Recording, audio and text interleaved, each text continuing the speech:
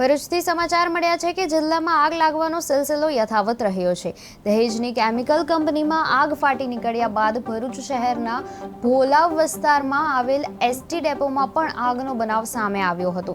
ST ડેપોમાં આવેલા વર્કશોપમાં આગ ફાટી નીકળી હતી। વર્કશોપમાં ટાયરનો મોટો જથ્થો હોવાના કારણે જોતામાં જ આગે વિકરાળ સ્વરૂપ ધારણ કર્યું હતું, જેના પગલે ધુમાડાના ગોટે ગોટા દૂર દૂર સુધી નજરે પડ્યા હતા।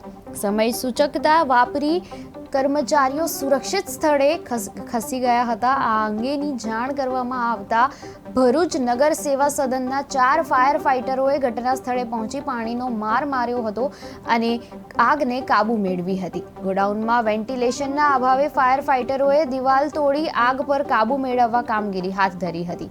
આ બનાવમાં કોઈ જાનહાનિ થઈ નથી અને ગોડાઉનમાં 175 જેવા નવા ટાયરોનો જથ્થો સ્ટોર કરવામાં આવ્યો હતો, જે બળીને ખાખ થઈ જતા એસટી વિભાગ દ્વારા પણ તપાસ શરૂ કરવામાં આવી છે।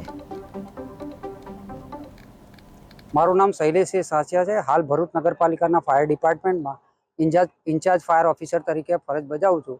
અમારા કંટ્રોલ પર 12:15ની આસપાસ કોલ આવેલ કે ભરૂચના ભોલાવ એસટી ડેપોના ગોડાઉનમાં આગ લાગેલી છે।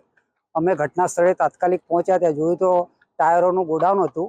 ગોડાઉનમાં વેન્ટિલેશનના અભાવના કારણે અમારે એક દિવાલ તોડવી પડી હતી અને અમારા 3 જેટલા ટેન્ડરો આ આગને ઓલવવામાં કામે લાગ્યા હતા અને એક જીએનએફસીનું ટેન્ડર પણ બોલાવવામાં આવેલું। સ્ટોક કેટલો હતો ગોડાઉનની અંદર? તો ગોડાઉનમાં ટોટલ 170-175 જેટલા ટાયરો હતા। એમનું કહેવું એવું હતું કે ગઈકાલે જ નવા ટાયરોનો સ્ટોક આવ્યો હતો, જે એમાં સ્ટોર કરેલો હતો। મારું નામ શૈલેષ સાચિયા છે। હાલ ભરૂચ નગરપાલિકાના ફાયર ડિપાર્ટમેન્ટ